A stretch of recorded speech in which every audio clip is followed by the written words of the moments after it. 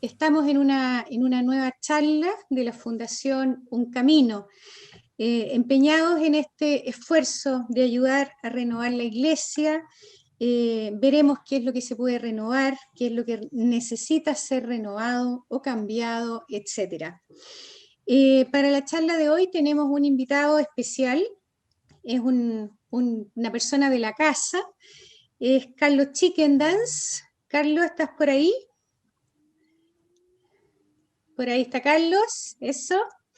Carlos Chickendance es doctor en teología y tiene ya varios años en Chile trabajando en el Centro Teológico Manuel Larraín.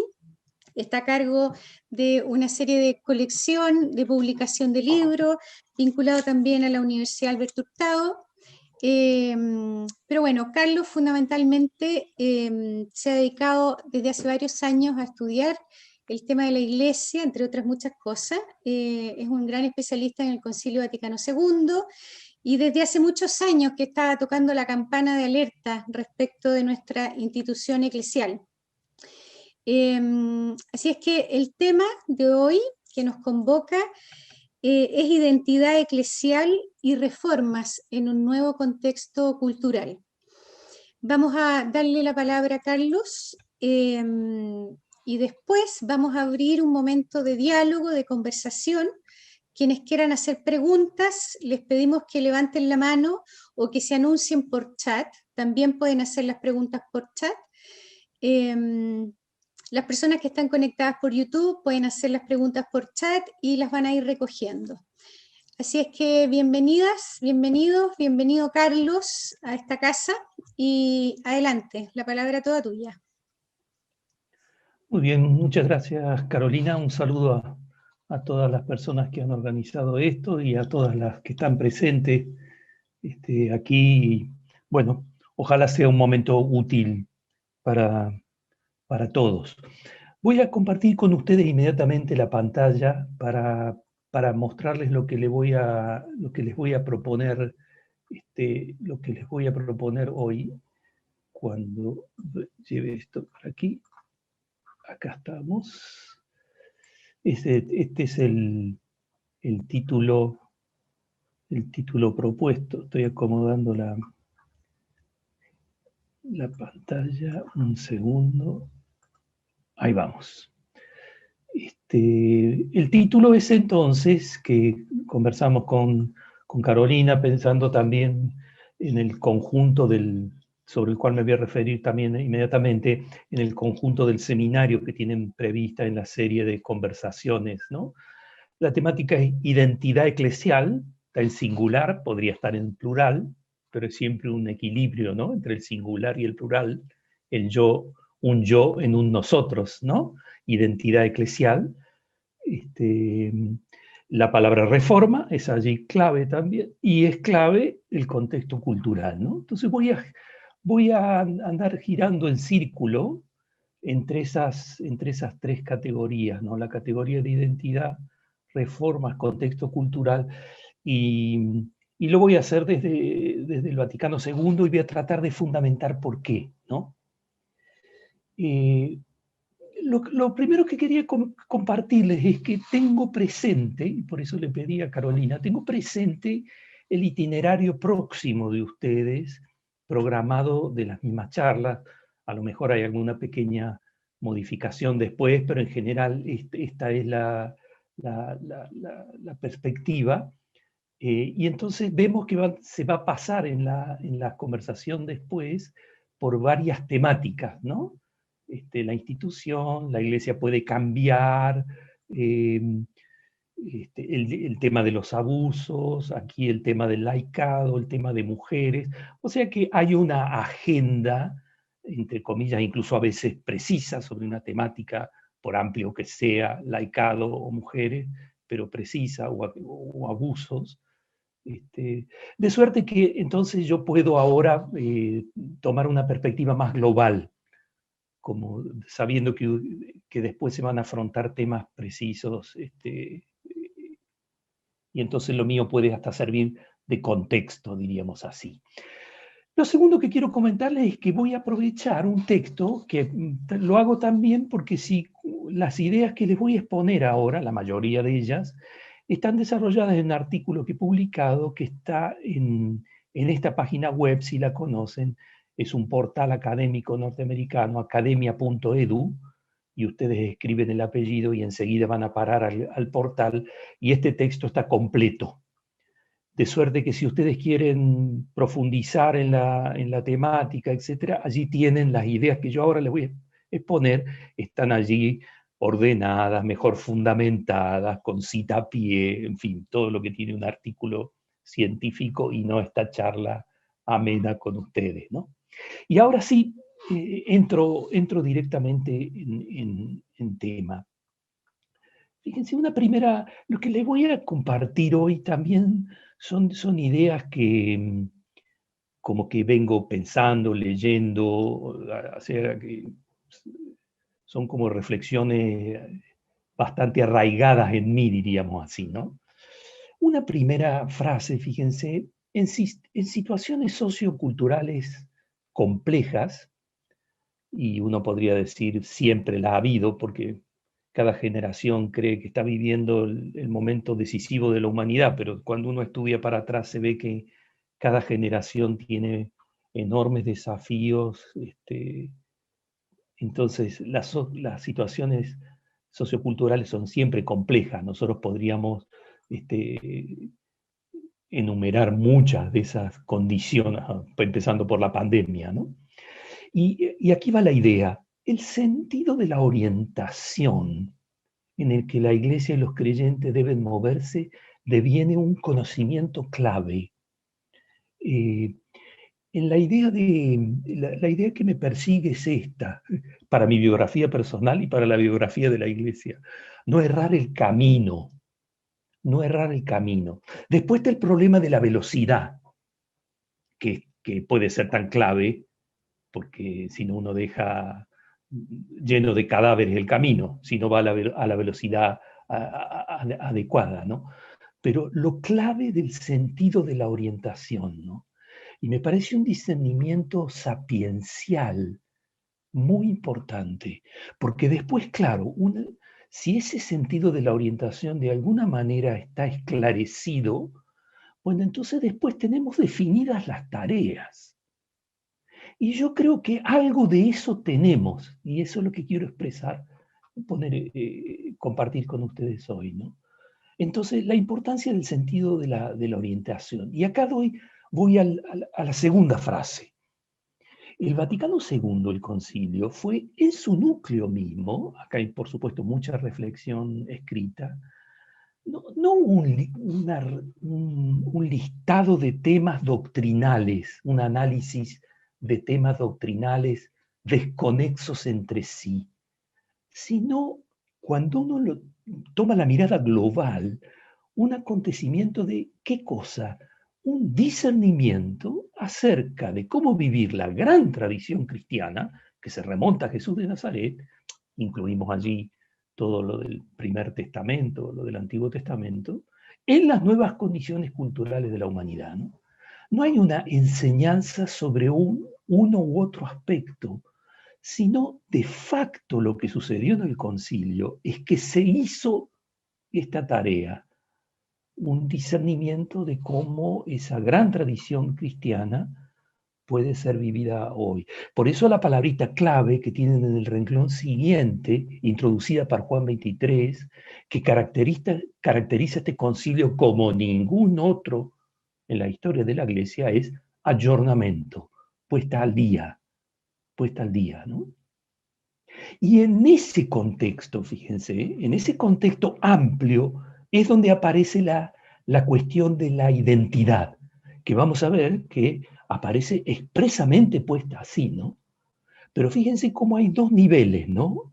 Hay un discernimiento global. Tengo una gran tradición. ¿Cómo la vivo y reformulo en una nueva situación cultural, ¿no? Y en ese contexto, no al revés, en ese contexto mayor es que está esta pregunta enorme, la cuestión acerca de la identidad, no de una u otra persona, sino de la identidad de la Iglesia, ¿no? autores que han estudiado el Vaticano II subrayan mucho, ¿no? Es José Oscar Vegoso, el brasilero de San Pablo, historiador, dice, no hay una reunión en la historia de la humanidad con tantos años, con 3.000 personas votando textos, etcétera, etcétera. O sea, es una obra incluso materialmente enorme en la historia de la cultura, ¿no? Una organización mundial preguntándose no por uno u otro aspecto, sino por su identidad. Y en ese sentido, fíjense, me parece útil una imagen que se ha usado, frecuentemente en el postconcilio, que es la idea de la brújula, ¿no? Que yo creo que es adecuada para el Vaticano II en la medida en que la brújula no es una receta, no te dice, al menos hasta donde yo entiendo, no te dice que hay un río o una montaña, te dice que es el norte o el sur, te dice la orientación, ¿no?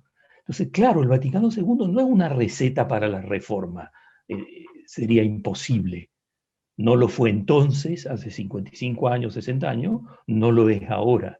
No es una receta para resolver problemas, sino es una brújula que señala un camino, ¿no? Y por eso, fíjense, la tarea que hay que realizar, que tiene que realizar cada generación, de alguna manera reproducir ese proceso conciliar, ¿no? Cada generación tiene que hacer este mismo discernimiento, porque no va a llegar a las mismas conclusiones, porque las condiciones culturales son distintas. Entonces, una manera de traicionar la fe cristiana es repetirla. No, hay que ayornarla, que es mucho más que repetirla. Si yo repito la misma frase en contextos culturales distintos, estoy traicionando la fe. Es el problema del tradicionalismo, ¿no? Que queda indemne al tiempo y a la historia. No, aquí una gran tradición tiene que ser redicha. El credo tiene que ser nuevamente escrito por cada generación. Cada generación tiene que formular su credo. Claro, no de manera arbitraria, y por eso fíjense como dice aquí al final, necesita ser reproducido en comunión con los orígenes, Jesús de Nazaret sobre todo. Claro, no hay que inventar una nueva realidad, y en íntima comunicación con las comunidades cristianas que están en todo el mundo, lo que solemos llamar catolicidad, ¿no? Pero entonces ustedes se dan cuenta qué amplio campo a la reforma y a la responsabilidad de cada generación, ¿no? Si hubiera que repetir, pues estaría resuelto, ¿no? Claro, somos todos conscientes que la Iglesia normal frecuentemente repite, ¿no? Y entonces parte de su falta de actualidad es porque maneja mal su tradición, porque no la reformula suficientemente, ¿no? Les añado una idea ahora con la siguiente diapositiva, y es que esta mirada que les estoy haciendo hasta el Vaticano II, claro, tiene la importancia de que es el Vaticano II como el acontecimiento mayor de la Iglesia en la época moderna, ¿no? Moderna, posmoderna.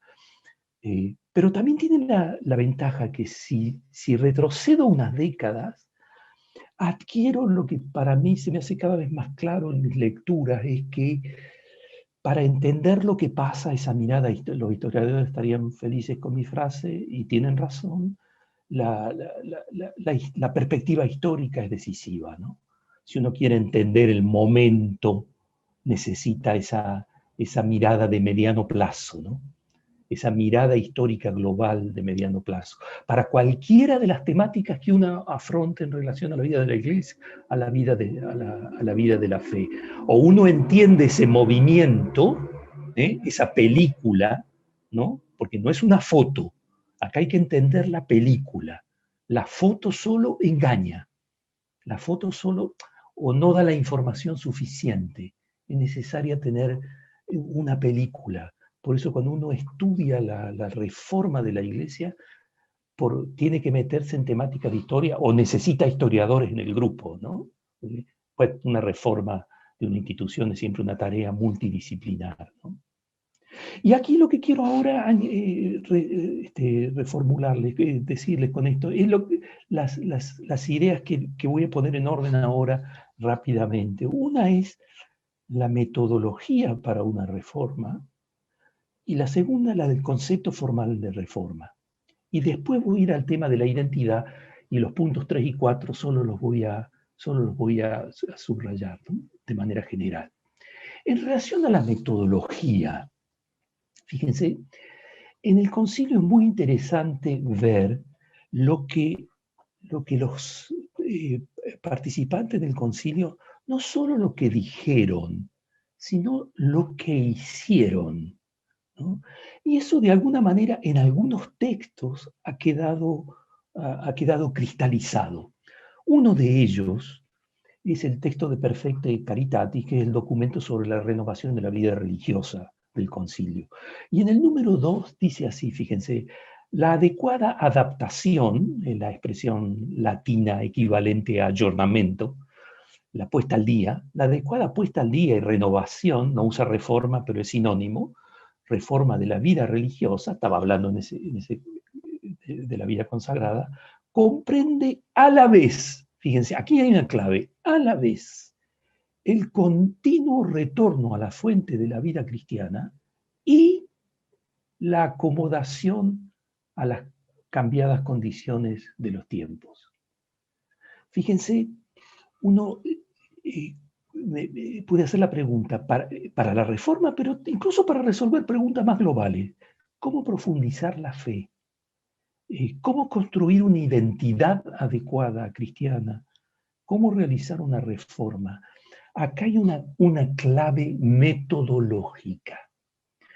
Y es como que es la que de hecho usó el concilio. No es que la reflexionaron y la pusieron en práctica, la hicieron de hecho y después la formularon, que es un doble viaje, diríamos, una doble inmersión, simultánea, como dice ahí, está la palabrita, ¿no? Y, simultánea, al Evangelio y a la gran tradición de la Iglesia, toda la historia de la recepción, porque antes que nosotros han existido comunidades que han hecho lo mismo que estamos haciendo nosotros, que es ayornar, consciente o inconscientemente, ayornar una tradición, ¿no? Para vivirla en una nueva situación temporal, ¿no? Entonces, pero la clave es el simultánea. No hagas una u otra. Si tú te dedicas a la Biblia, pues que no te falte el historiador y el sistemático y el sociólogo y el psicólogo y el politólogo, etc. Por eso es una tarea global, pero con un doble movimiento simultáneo al Evangelio y a la historia de su recepción, por una parte, en lo que en el lenguaje de los teólogos y teólogas se usaba como ressourcement, una vuelta a las fuentes, un gran tema del siglo XX y del Vaticano II, una vuelta a la fuente, que en el fondo es una vuelta a Jesús de Nazaret, el Evangelio, las primeras comunidades, etc. Y por otra parte, el ayornamiento, ¿no? El gran aporte de Juan 23, los justos requerimientos de nuestro tiempo. Entonces, hay que comprender al fondo el Evangelio y los posteriores intentos de inculturación de ese Evangelio en los distintos procesos culturales, regionales y temporales, por una parte, y en un segundo lugar, sumergirse en el propio tiempo. Los creyentes, para acertar en la orientación, tienen que interpretar bien su tiempo. Este es el desafío, ¿no? Interpretar bien nuestro tiempo. Y por eso el concilio abrió de una manera mucho mayor a la anterior. Aquí no solo necesitamos creyentes, sino creyentes y no creyentes. No solo necesitamos filosofía y teología, sino sociología, política, etcétera, etcétera, etcétera. Estudios de demografía, todo lo que nos ayude, toda ciencia, todo saber que nos ayude a comprender nuestro tiempo. Y en esa mezcla virtuosa, en ese círculo hermenéutico virtuoso del Evangelio al hoy, del hoy al Evangelio, el Evangelio y toda su historia, de ahí emerge, hecho en un discernimiento comunitario, sinodal, conciliar, poniendo en juego todos los carismas. ¿Ven? Allí, ¿qué tenemos? Fíjense, no tenemos una receta, tenemos una forma de proceder. Podemos errar, pero pongamos las condiciones para acertar en el camino. Y acá hay una metodología, por supuesto realizada siempre en forma con procesos de diálogo comunitario, eso no lo he incluido allí, pero eso es una asamblea conciliar. No es un genio que descubre por dónde hay que ir. Es una comunidad que con los carismas y las responsabilidades y los ministerios que discierne por dónde ir, ¿no? Y aquí doy un paso más, fíjense, ya no referido a la metodología, sino referido a la noción de reforma del concilio. Saben ustedes que en la época del concilio la palabra reforma era una palabra más protestante que católica. Y por eso, casi hasta Francisco, la palabra reforma ha sido muy poco utilizada, desgraciadamente. Y de hecho en el concilio está solo en el documento, la palabra reforma, está solo en el documento, como tienen ahí arriba, Unitatis Redintegratio, que es el documento sobre el ecumenismo, ¿no? Pero fíjense que en unas pocas frases está bien caracterizada la idea de reforma en el número 6 de Unitatis Redintegratio. Dice así el texto: puesto que toda la renovación de la Iglesia, aquí renovación y reforma van como sinónimos, lo dicen los mejores estudiosos, consiste esencialmente en el aumento de la fidelidad a su vocación. Y aquí está también el tema identitario, ¿no? Hay alguien que llama, hay alguien llamado, y hay un camino en orden a una mayor fidelidad a la propia identidad, ¿ven? Allí está, ¿no? En eso consiste. ¿Por qué tiene que reformarse la Iglesia? Porque debe aumentar, debe ser lo que ella debe ser en cada tiempo y conforme a los criterios de Jesús de Nazaret, ¿no? Por eso dice, hay un movimiento que tiende a la unidad de los cristianos. Y observen esta frase: Cristo llama a la iglesia peregrinante. Acá hay una razón de fondo. ¿Por qué una reforma? Porque es una iglesia en camino. Entonces no es que a veces hay que hacer reforma, no hay épocas para hacer reforma. La iglesia tiene que reformarse continuamente. Es verdad que en determinados momentos, por ejemplo, lo de los abusos, la reforma se hace más urgente, pero la iglesia necesita reforma de manera continua. No hagamos de la reforma un episodio aislado que alguna generación tiene que hacer suya. No. Y por eso el texto que toma de Pablo VI, de un discurso de Pablo VI, perenne reforma. Reforma continua. Fíjense, no está la expresión que proviene de la reforma protestante, ecclesia semper reformanda, una iglesia siempre en reforma. Reforma siempre. Entonces no es una palabrita para una época, es una tarea continua.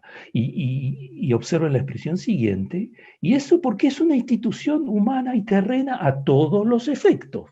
A veces la iglesia quiere sacarse esto y ponerse de espiritual y teológica, y no, es a todos los efectos una institución humana y terrena, a todos los efectos, ¿no?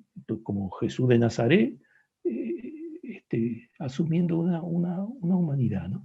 Y por eso tiene siempre necesidad, ¿no? Es verdad que la frase siguiente, fíjense cómo el concilio con un lenguaje súper cuidadoso dice: si algunas cosas fueron menos cuidadosamente observadas, fíjense qué cauto lenguaje diplomático de la Iglesia al cual uno está acostumbrado ya, ¿no? Pero fíjense qué amplio el campo de la reforma. Costumbre, disciplina, doctrina. ¿Cómo dicen que no se puede reformar la doctrina? Pues no hay, ¿no? Costumbres, disciplinas o doctrina en un nuevo contexto cultural, como hemos dicho antes, ¿no?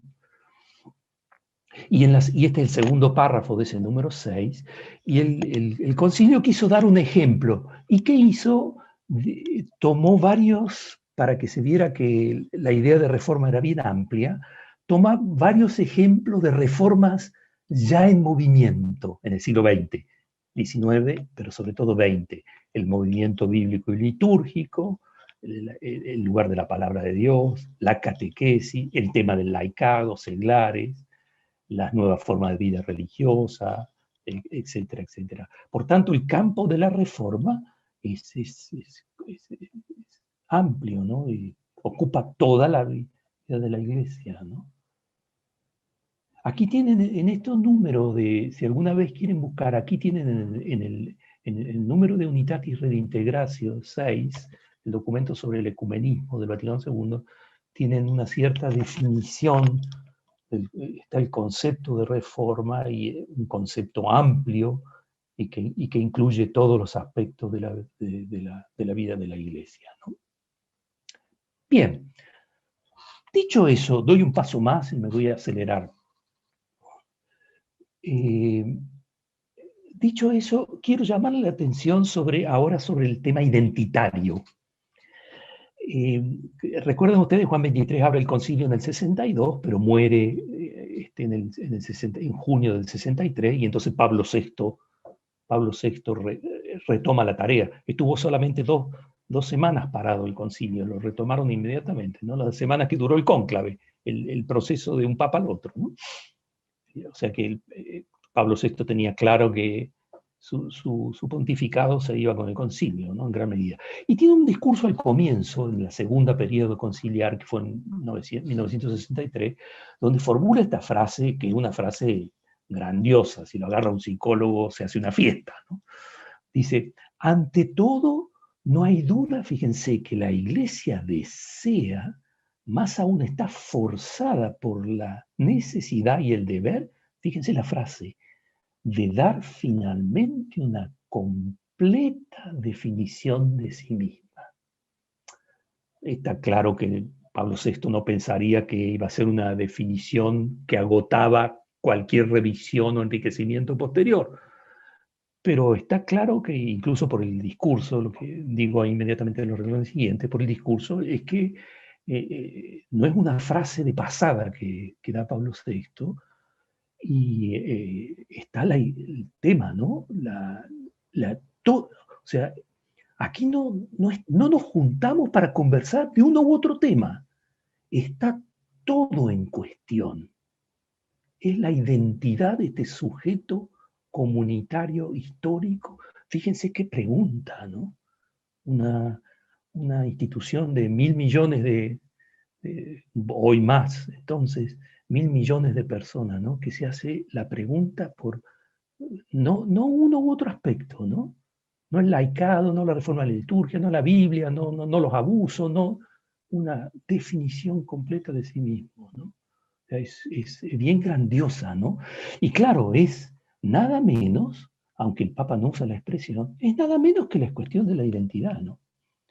Entonces, fíjense cómo el Vaticano II es una pregunta por eso los líos que ha provocado, por eso la lentitud para traducirse en la práctica, por eso tradicionalistas que quedan fuera, por eso progresistas que quieren ir más allá también, ¿no? Porque es una pregunta compleja, enorme, la cuestión de la cuestión de la identidad, ¿no? Y como digo ahí en el texto, el objetivo no podía ser formulado de manera más grandioso, ¿no? Incluso para que no quedaran dudas, yo mismo cuando trabajaba sobre el texto me fui al original, ¿no? Al original latino que habló el Papa ahí, la noción de iglesia definiéndola plenamente, ¿no? Y aquí es donde ya vengo al final y solo quiero mostrarles, porque ya no puedo desarrollarlo, pero solo quiero mostrarles cómo verdaderamente eso se produjo. Y se los muestro en un doble modo, les llamo la atención, no tengo tiempo de desarrollarlo. Les llamo la atención. Por una parte, porque la iglesia aparece reposicionada, se sitúa toda ella de una nueva manera. Fíjense, ¿eh? Toda ella de una nueva manera frente a todas las alteridades, frente a toda otra identidad. ¿Eh? Si uno repasa 16 documentos del concilio, si uno repasa los documentos, va a ver cómo de una u otra forma aparecen todas las otras alteridades, creyentes, no creyentes, ricos y pobres, de los distintos hemisferios, de las distintas iglesias cristianas, de las otras religiones, el proceso secular de la sociedad, el poder, el Estado, etcétera, etcétera, ¿no? Entonces, eh, fíjense, interesante, cuando hablamos de un reposicionamiento, no tengo tiempo para mostrarlo, pero uno puede mostrar cómo el texto, en este caso Lumen Gentium, pero también Gentes, cuentan la historia de Dios, ¿eh? La noción de revelación, Dios que se abre, nos invita a la amistad y quiere escribir una historia con nosotros. Y la iglesia se sitúa en esa gran historia de Dios con toda la humanidad, ¿no? Pero es la iglesia también, fíjense, lo que veíamos recién, en el marco de una iglesia entre iglesias cristianas, ¿no? Y una iglesia en el contexto de tradiciones religiosas de la humanidad, ¿no?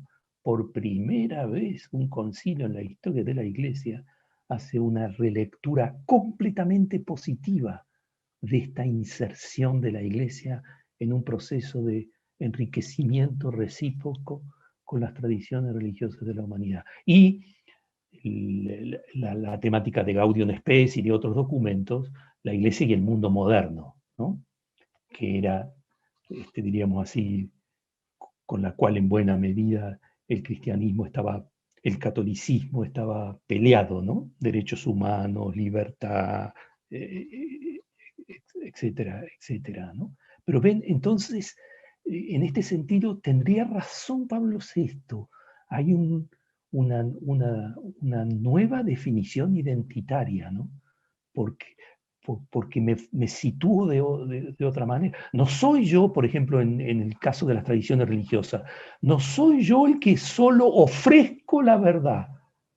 No, me enriquezco con la tradición religiosa de los otros, que incluso puede ser una palabra del Dios Trinitario dicha a mí desde otra tradición religiosa.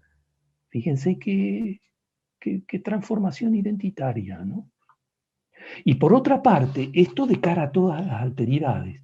Y por otra parte, fíjense, lo mismo se puede mostrar, y habría que desarrollarlo, se trata de una auténtica redefinición de todas las identidades al interior de la comunidad eclesial.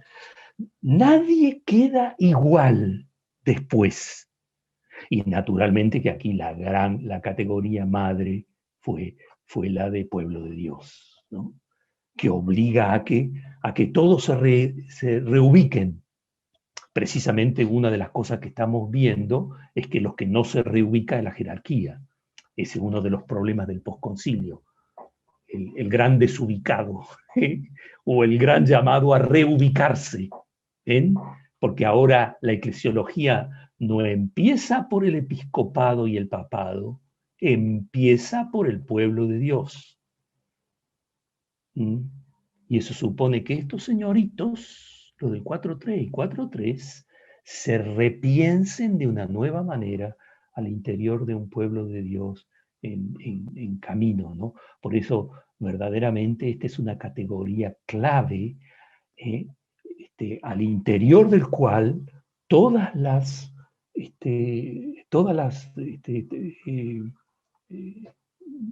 identidades deben reformularse. Lo mismo pasa con los presbíteros, con los curas, laicos y laicas, etcétera, ¿no? Y uno podría, en el artículo lo tienen más desarrollado cada uno de estos puntos, ¿no?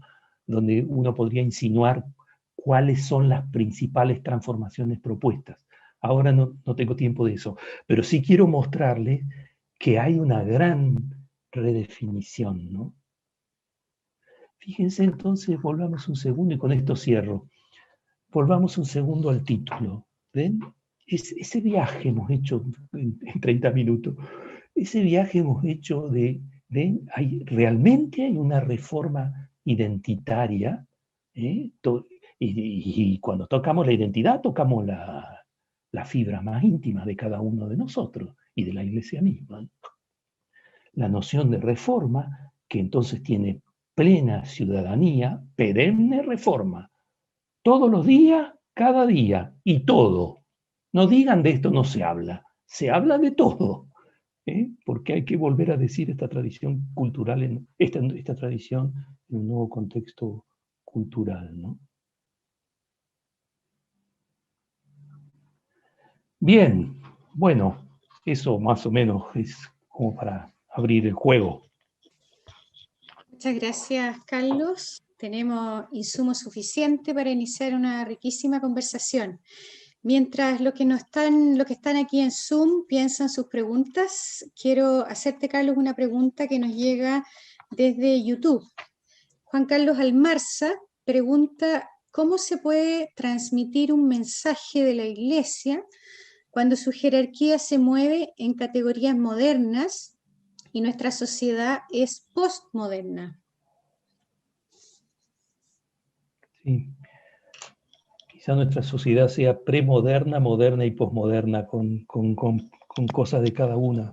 Pero sí, o sea, mi charla precisamente va orientada a eso, ¿no? Y si ustedes se fijan, la idea que también está allí, que de alguna forma la expresé, acá no hay ningún iluminado.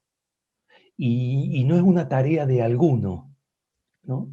Es una tarea de toda la comunidad cristiana. Por eso la gran tarea del episcopado, del presbítero, no es decir cuál es el rumbo, es crear las condiciones para que una comunidad con múltiples carismas y ministerios realice ese discernimiento. Es la tarea del director de orquesta, ¿no? Que se preocupa de que el conjunto funcione y de que los instrumentos, a ver, al piano no se lo escucha, suene el piano, suene ese violín, o sea, el ministerio de conducción en la iglesia no es para enseñar, eh, eh, no está excluida esa enseñanza, pero está incluida en un proceso de discernimiento comunitario, sinodal, porque el Espíritu ha sido dado a todos, ¿no? Y acá el tema clave de la construcción de la iglesia es el carisma, el Espíritu en cada una, ¿no? Por tanto, no hay pasivos. Acá no hay oyentes en una charla así, pero en una iglesia que discierne su rumbo, no, que actualiza su tradición, no hay oyentes. Hay gente que toma la palabra y discierne en común y luego se ponen detrás de una decisión común. O sea que mi charla va precisamente orientada a alentar esos procesos de discernimiento, ¿no? Por eso la gran tarea de la dirección episcopal es crear espacios de diálogo y de discernimiento comunitarios horizontales, ¿no? Gracias, Carlos. Voy a unir dos preguntas de José Manuel Vives, que nos hace a través del chat de Zoom, y de María Alicia Ursúa, que la hace a través de YouTube, porque las preguntas están relacionadas. José Manuel Vives comenta: el Papa Francisco ha sido muy claro en sus encíclicas y homilías, visita a Irak, de la necesidad de cambios profundos en la sociedad. ¿Por qué no tiene la misma fuerza en los cambios necesarios al interior del Vaticano? Y María Alicia, desde YouTube, nos pregunta, ¿la cúpula de la Iglesia está dispuesta a realizar estas reformas? Me parece que hay una lucha de poder que no lo permite.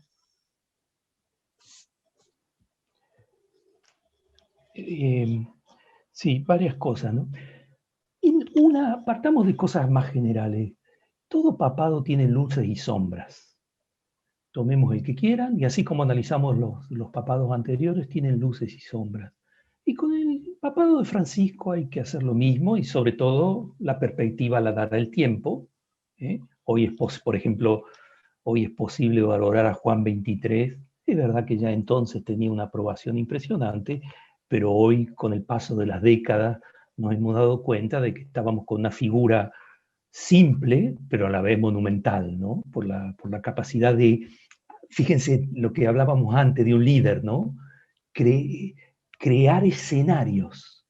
Juan XXIII decía en su diario, en el concilio, escucho cosas que no me gustan, pero mi tarea ahora es oír. Él era consciente que tenía que, fíjense, como autoridad, garantizar la libertad de la asamblea. La libertad de la asamblea. Y por eso tomó decisiones, incluso violando el reglamento, que él mismo había, porque la asamblea mayoritariamente se lo había. Entonces digo, vuelvo a la idea, todo pontificado tiene luces y sombras. Creo yo que el gran mérito de Francisco va a ser puesto en el tema de haber llevado el tema de pobre, justicia a Roma, y hacerlo no la agenda de una región, sino tratar de inscribirlo, porque es un proceso, estamos solo en los inicios, también en nuestro continente. Es hacer el proceso de poner el Evangelio y los pobres en el corazón de la Iglesia y en el punto 1 de la agenda que todo lo decide y todo lo interpreta, y a la luz de la cual todo lo otro es juzgado, ¿no? Yo creo que el paso de poner ese punto en el centro de la agenda va a ser su logro, ¿no? El tema interreligioso, claro, no es un hombre, no es un académico, y está llevando adelante un proceso de diálogo, ¿no? Lo que a veces él formula con la cultura del encuentro, y creo que eso se muestra en el viaje de Irak y en otras cosas, ¿no? Tienen razón, un punto complicado, fíjense, para pensar siempre en la Iglesia, y a mí me vuelve una y otra vez, es la pluralidad que hay en la Iglesia, ¿no? El movimiento conservador en Estados Unidos es muy poderoso, tiene dineros, editoriales, universidades. Y por otra parte hay gente que espera, o sea, un cristianismo bien diferente, ¿no? En muchas líneas, ¿no? Entonces, tenemos que hacernos cargo que en el cristianismo, no en un partido político, en el partido político eres de izquierda o te vas a la derecha, pero en una fe religiosa tenemos un público muy variado, ¿no? ¿Y cómo se gestiona esa unidad de esa enorme pluralidad? Porque la Iglesia tiene de hecho una enorme pluralidad que no es fácil de gestionar, ¿no? Pero dicho esto, coincido quizá con la persona que está haciendo la pregunta, y que el Papa muestra un punto también, un déficit latinoamericano, que yo diría que es el tema de feminismo, género, mujeres, ¿no? En general, y de reforma estructural, ¿no? La audacia que tiene para la temática social la tiene menos para la reforma interior, incluso de la propia estructura. Serán mayores, claro, unas resistencias están fuera, vean lo que piensan en Europa del Papa hablando a favor de las migraciones. Hay una fuerte reacción en Europa frente al Papa, frente a ese discurso a favor de los derechos humanos de los migrantes y del derecho a migrar. Claro, allí la resistencia está fuera, en cambio esta otra resistencia está dentro, ¿no? Y el tema del poder, a la Iglesia le cuesta reconocerlo, pero es parte de su humanidad y está llena de poder. Y yo creo que sí, el tema de los abusos nos obliga y obliga a la jerarquía a reconocer el poder, a hablar sobre el poder, a distribuir el poder, ¿no? O sea, realmente la reforma de la Iglesia, lo dicen los informes internacionales sobre el tema abuso, es una reforma de poder. Es una reforma de poder y una reforma de la autoridad que tenemos que reconocerlo. Para la Iglesia Católica, la reforma de la autoridad es bastante traumática. También por la pregunta anterior, ¿no? La modernidad se pensó desde la libertad. El catolicismo se atrincheró en la autoridad y la tradición. Y entonces ahí hay un proceso institucional bien traumático, ¿no? Pero no hay duda que debemos sumar al cambio en términos de poder a la jerarquía de la Iglesia. Eso es, en eso se juega parte del éxito del Vaticano II, ¿eh? O la noción de pueblo de Dios. Se vuelve una realidad y entonces la jerarquía no está por encima de, sino es ante todo uno en una comunidad, o eso se hace una realidad, incluso en el sistema jurídico de la Iglesia, o el Vaticano II quedó fallido en un punto central. Y esa respuesta todavía no está dada, 60 años después. Bien, podría decir muchas cosas, pero no quiero seguir hablando. Tenemos varias preguntas que se nos van acumulando. Isabel Harvey pregunta, ¿en qué etapa estamos en la perenne reforma que debiera transitar nuestra Iglesia hoy? Es difícil de definir etapas. El que dice que aquí no ha pasado nada, que nos avise y le pasamos por mail un libro de historia y va a ver todo lo que ha pasado, ¿no? Cuando uno lee y estudia, se da cuenta que se han producido grandes transformaciones, ¿no? Ya. Pero es evidente que, fíjense, lo que estuvimos conversando es casi la figura de la Iglesia del tercer milenio. Son las primeras páginas de una nueva historia, precisamente haciéndole caso a Pablo VI.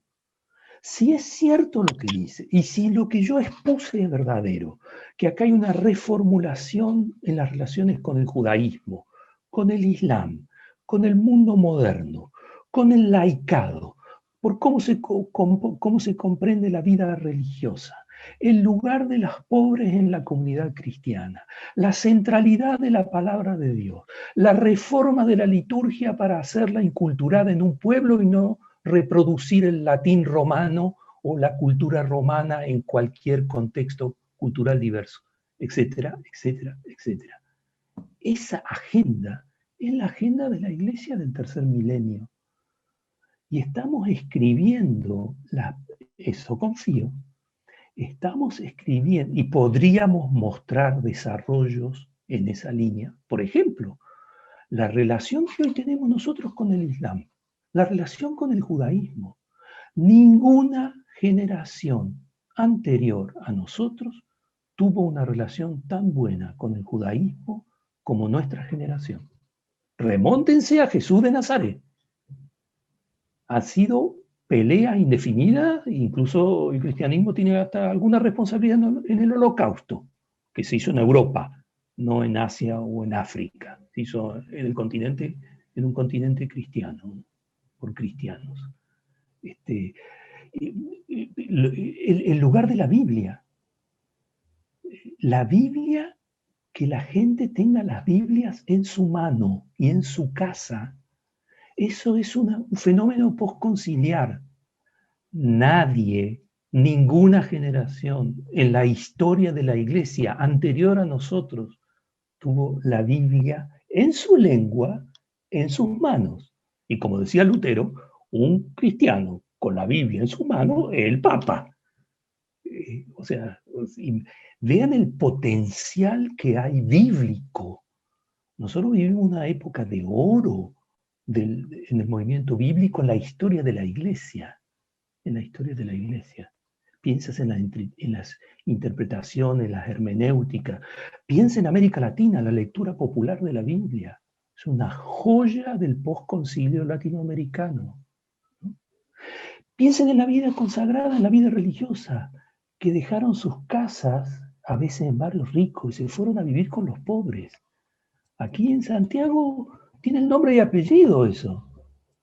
Ese es un proceso, es verdad que comienza incluso unos años antes del concilio, pero es un típico proceso postconciliar, que es una profunda reformulación de la vida religiosa y de la vida consagrada, hasta provocar un cambio de vida. ¿A dónde me voy a vivir? ¿Y con quiénes elijo vivir? No con quién estoy destinado a vivir, con quiénes elijo vivir. O sea, fíjense, tenemos muchas razones para estar insatisfechos. Yo el primero, porque hace rato que estudio estos temas, y por esta iglesia que cuesta, sobre todo la jerarquía y en algunos lugares más que en otros, ¿no? Pero una vez más, no la foto, vamos por la película y discernamos cada tema. ¿De qué me está hablando? ¿De liturgia, de Biblia, de pobres, de justicia, de derechos humanos?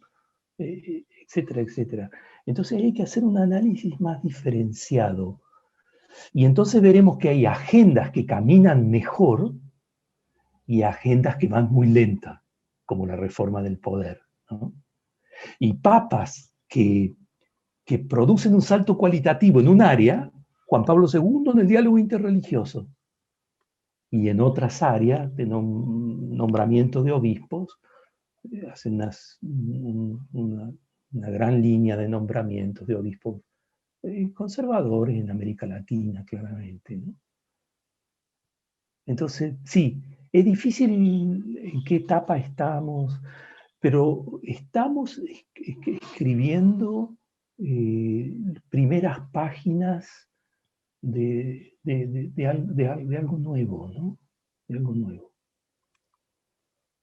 Por eso una de mis ideas, fíjense siempre, y también lo pienso con mis trabajos, hay que apoyar, esta es una idea que me viene siempre a la mente, para qué hacer. Hay que apoyar dinámicas que estén orientadas en un sentido correcto. Claro, ¿qué es un sentido correcto? La charla iba a eso, ¿no? Por ejemplo, el movimiento ecuménico, claramente, por ahí vamos. La Biblia en el corazón de la iglesia y en el corazón de las comunidades. Vamos por ahí.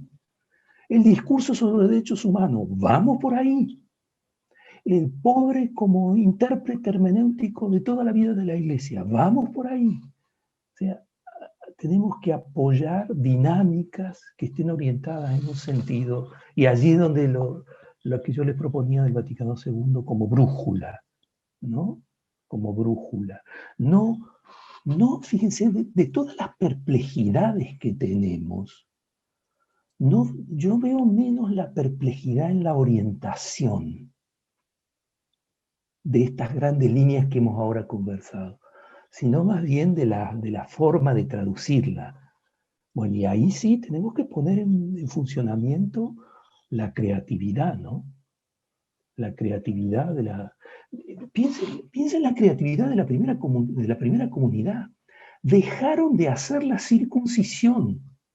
El llamado Concilio de Jerusalén, Hechos de los Apóstoles 15. Sin ninguna información de Jesús. Dejaron de hacer la circuncisión para llegar a los paganos. Los que quieran venir a la fe cristiana no tienen que pasar por el judaísmo, no tienen que pasar por el signo, por el bautismo del judaísmo. Pueden entrar directamente a la fe. Eliminaron la circuncisión sin ninguna indicación de Jesús.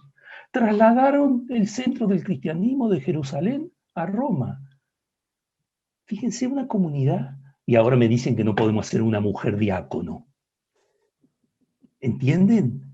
O sea, lo que hay que poner en funcionamiento es la creatividad de una comunidad que en continuidad con sus orígenes, no ruptura, continuidad, no vamos a cambiar el mandamiento del amor.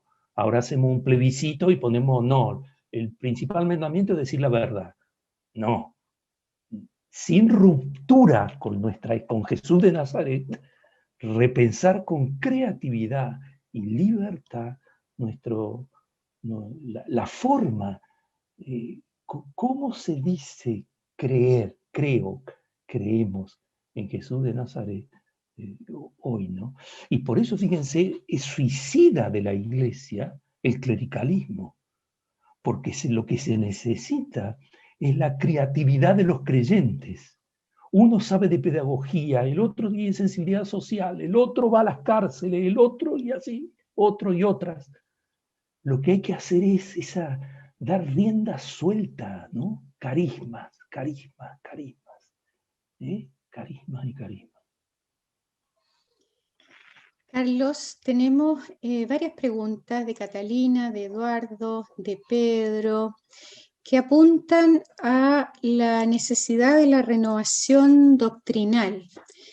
Hay una pregunta incluso que hace una bajada a propósito de la última declaración de la Congregación de la Fe, a propósito de las uniones homosexuales. Entonces, queda de manifiesto esta tensión entre qué mantener, qué renovar. ¿Por qué no se renueva determinada doctrina, como esa, por ejemplo? ¿Ah?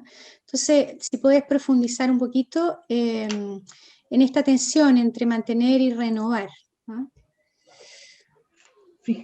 Fíjense, según la conversación que hemos venido teniendo, esta es la pregunta del millón. ¿Qué mantener, qué renovar? Precisamente de eso se trata. Y esta respuesta, ahí va mi ponencia, ¿no? Y esta respuesta la tiene que dar cada generación de creyentes. ¿Eh? ¿Qué se mantiene? ¿Cómo se mantiene? ¿Eh? Porque recuerden lo que dijimos, hay una manera de mantener que es traicionar. Como los tradicionalistas quieren seguir con el latín. El latín fue el lenguaje de la Iglesia porque era el lenguaje de la cultura europea. Una vez que tenemos pluralidad de cultura, está bien que quiera rezar en latín, pero ahora hay que rezar en indio, en inglés, en francés, en alemán y en todas las lenguas que se hablen.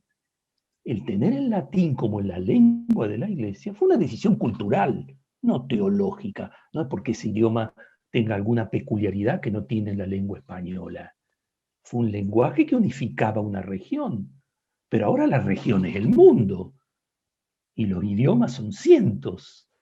Entonces, la tradición, en este caso en la oración, en la liturgia, la tradición se dice en la oración, el Padre Nuestro hay que rezarlo en todas las lenguas y no solo en latín. Ven, allí repetir es traicionar, allí mantener es traicionar, allí hay que cambiar.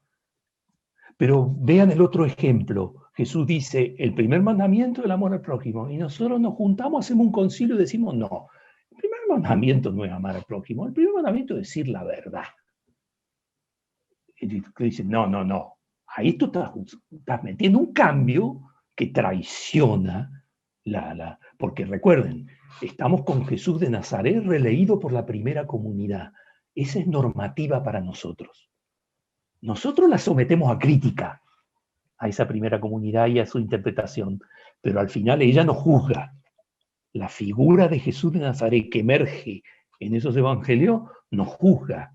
Y entonces nosotros no podemos someter a votación si queremos que el amor sea lo más importante en el evangelio o ponerlo en duda, ¿entienden?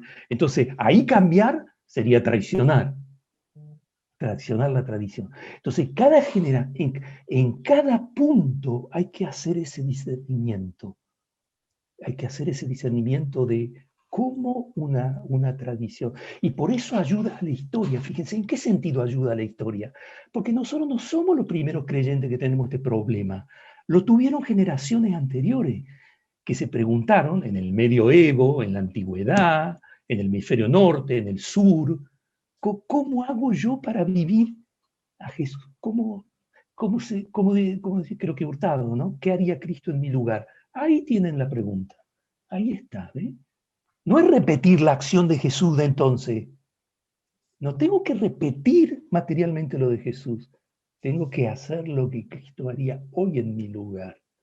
Ahí está el punto creativo de la comunidad. Lo que pasa es que, fíjense, lo que ha sucedido es que en la tradición católica se ha desprestigiado el momento creativo.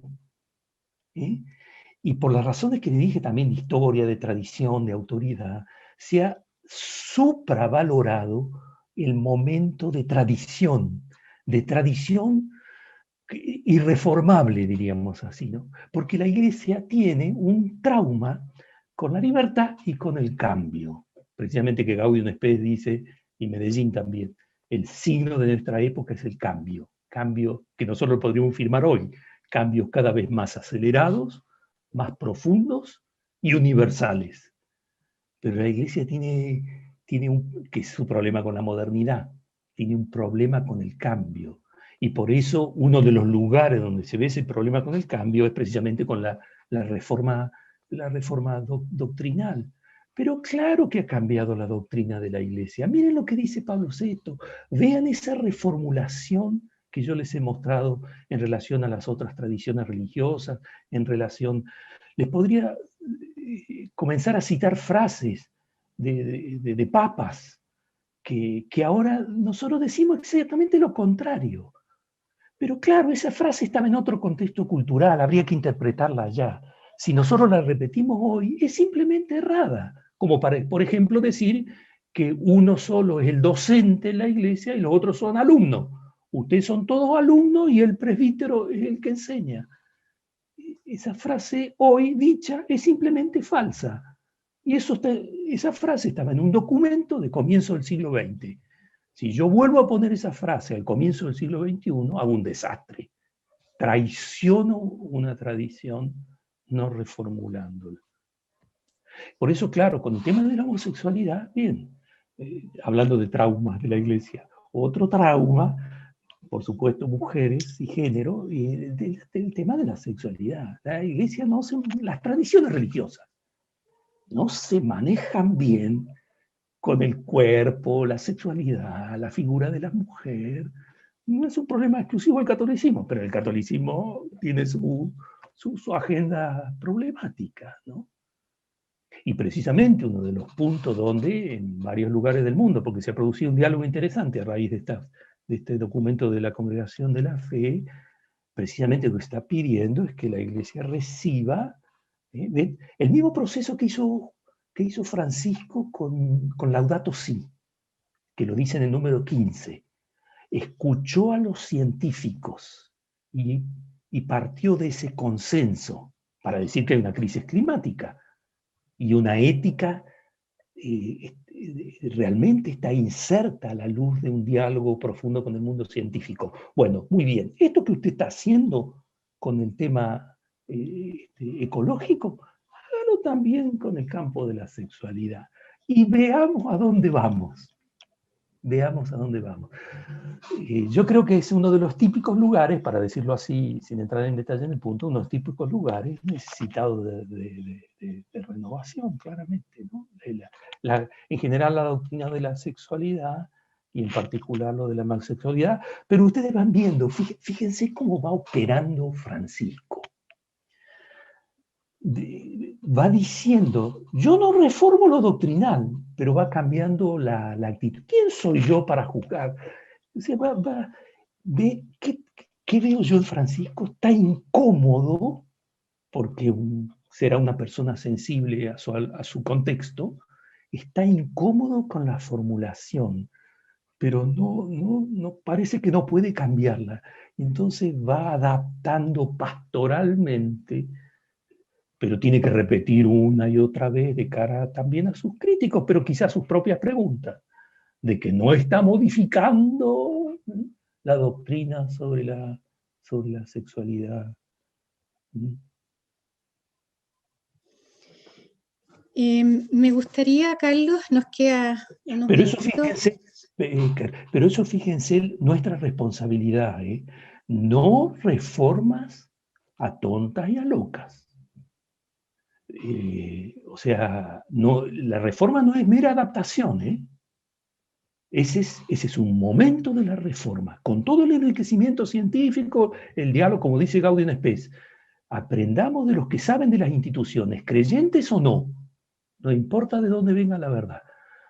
Pero no es solo un proceso de adaptación, es un proceso de... Está Jesús de Nazaret, su enseñanza, y cómo esa enseñanza fue traducida en una historia que para mí tiene algo de vinculante, pero que también tiene mucho de creatividad. Y ahí están los balances, ¿no? Claro, el balance, tenemos que reconocer como catolicismo que nuestra falta está en la libertad, creatividad, trabajo comunitario, reformulación del poder, etc., ¿no? Bien, sí, Carolina. En la misma línea de lo que estás hablando, Carlos, me gustaría que bajáramos un poco línea a dos ámbitos. Uno, el ámbito de la juventud. La gente joven hoy día no se siente tocada por el mensaje, los cambios son lentos, ¿cómo logramos atraerlo? Ese es un punto. Y por otro lado, el laicado. ¿Qué rol toca a laicos y laicas en este momento de la historia? ¿Qué desafíos deberíamos asumir? Etcétera. Por ahí, las últimas preguntas para ir cerrando. Mira, estas preguntas se podrían entrar son preguntas enormes para un seminario de un semestre, y yo no podría dar la respuesta al final, sino solo participar de un diálogo. Pero entremos por aquí. Fíjense, que una perspectiva de la cual somos cada vez más conscientes, que es la temática de los puntos de vista. Cuando uno dice, el problema, tu mirada del problema, no es que el problema de Chile, el problema de la iglesia, no, mire, baje los decibeles de su ego, lo que hay aquí es puntos de vista. Cada persona vive en un lugar, proviene de una tradición, tiene una determinada educación, habla una lengua, ha leído determinados autores, se mueve en tal grupo de personas, vive en tal piso del edificio, en tal barrio, en tal país, en tal continente. Puntos de vista. Puntos de vista.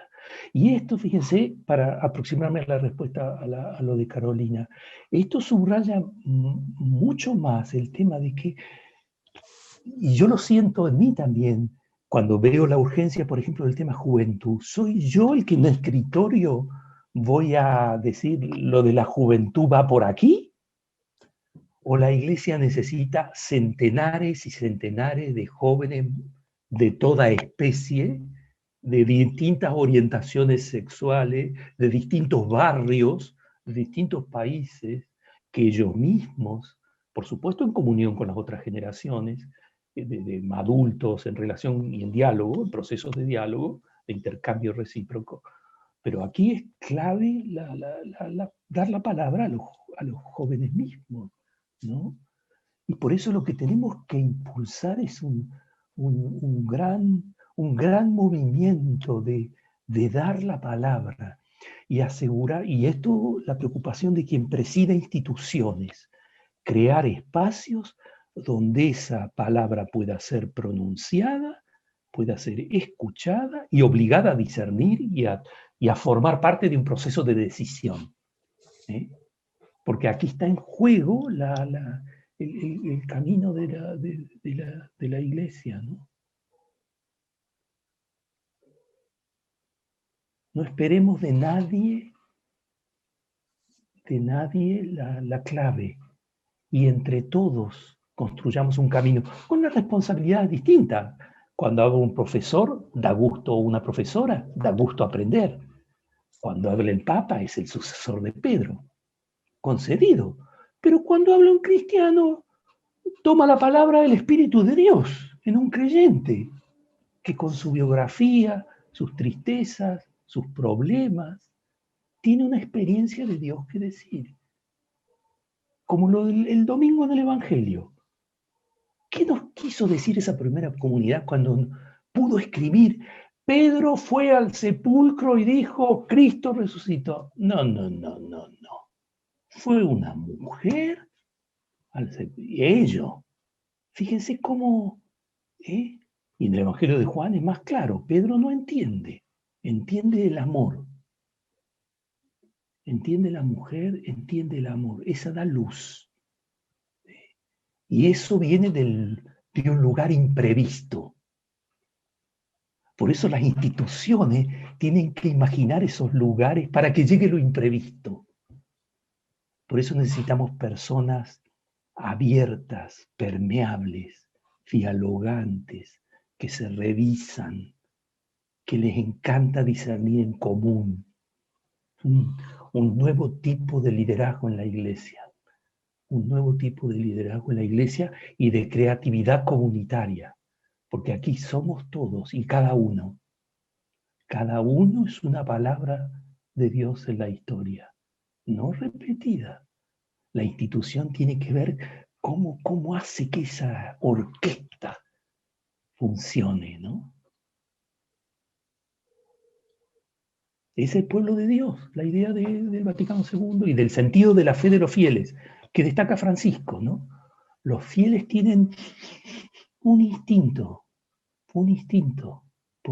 por dónde va la cosa. Y los fieles es todo el pueblo de Dios, ¿eh? Es todo el pueblo de Dios.